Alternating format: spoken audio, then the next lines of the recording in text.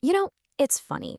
Organizational culture is one of the most powerful forces in any workplace, but at the same time, it's almost completely invisible. It's that secret sauce, right? The thing that can make a company feel like a dream team or not. So, let's dive in and really unpack the 7 key elements that make up a company's culture. I mean, you've probably asked yourself this before.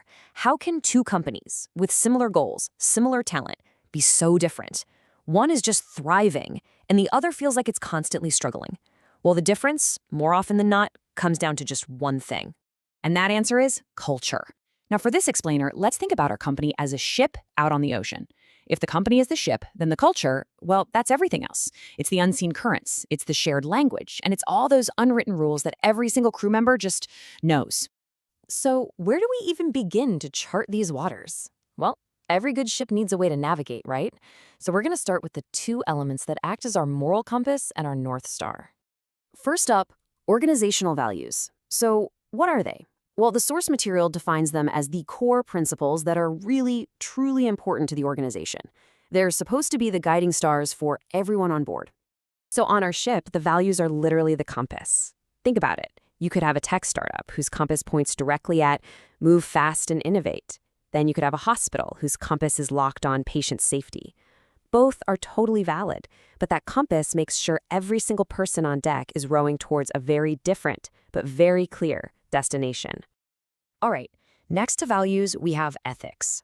These are the moral principles that help the crew figure out right from wrong. This is all about how we actually behave on the journey itself. A great way to think about ethics is like the maritime laws for our voyage. They're the rules of the sea that keep us from, running aground or causing a disaster. And as the source material points out, this is absolutely crucial when you have a multinational crew, because ideas of right and wrong might be a little different.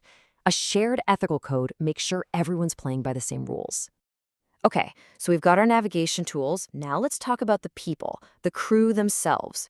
What's their shared mindset? How much freedom do they have to act? This is all about beliefs and empowerment. Let's kick things off with organizational beliefs. These aren't just what the crew thinks. They're the crew's deep convictions about the best way to get things done, the most effective way to reach that destination our values pointed us to. Exactly. So on our ship, beliefs are like the crew's shared wisdom. Does this crew believe that you have to plan every single detail before you even leave port? Or do they believe in just getting out there and adapting quickly to whatever the ocean throws at them?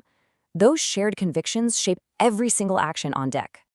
And that leads us right into empowerment. The source defines this pretty simply. It's just the degree of autonomy that employees, or in our case, our crew, are given to make their own decisions. And this really gets to the heart of it. How much does the captain trust the crew? Think about it. When a sudden storm hits, is every sailor empowered to tie down the ropes the way they see fit? Or does every single person have to stand there and wait for an order? It's the difference between a support agent who needs a manager's approval for every little thing and one who's empowered to just solve the customer's problem. That's a culture of trust. So we've got the crew's mindset down. Now let's get into the nitty-gritty, the mechanics of actually running the ship. We're talking control, decision-making, and who ultimately owns the outcome. First, we have control and decision-making. This is all about how choices get made and who gets to make them. And you gotta know, this exists on a spectrum. And what I love about this is how it visualizes the two extremes of that spectrum. On one side, you've got formal authority. The captain makes the call. End of story. On the other, you have team decisions, where the whole crew huddles up to figure out how to get through the storm together. It's the classic top-down command versus a collaborative, agile team. And you really can't talk about decisions without talking about what comes next, responsibility. This is that expectation that people, whether it's individuals or whole teams, will own the consequences of their actions. This breaks it down so clearly. Is one sailor responsible for successfully docking the ship, or does the entire crew share the responsibility for the voyage's success? That distinction has a massive, massive impact on how people work together. All right, so we've covered our direction, our crew's mindset, and how the ship is actually run. Now we get to the final element, and maybe the one you can see and feel the most, the daily experience of life on deck.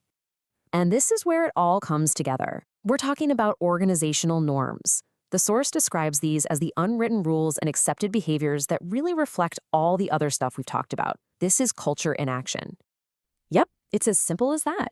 Norms are just the way we do things on this ship. Do we talk formally or do we use slang? Is it normal for people to send emails at 10 o'clock at night, or is that a huge no-no? These little daily rituals, that's where culture becomes real. Okay, we have officially charted the full course.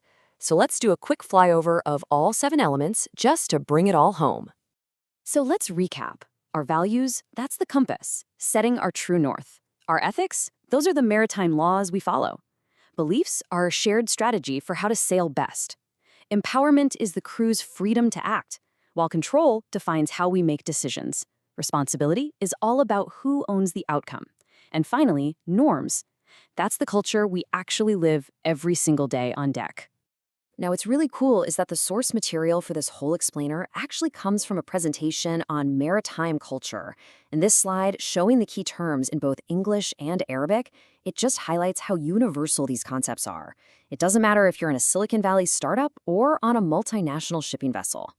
Which really just leaves us with one final, crucial question to think about. Take a second and look at your own workplace, your own team, your own project. What are the unwritten rules of your ship?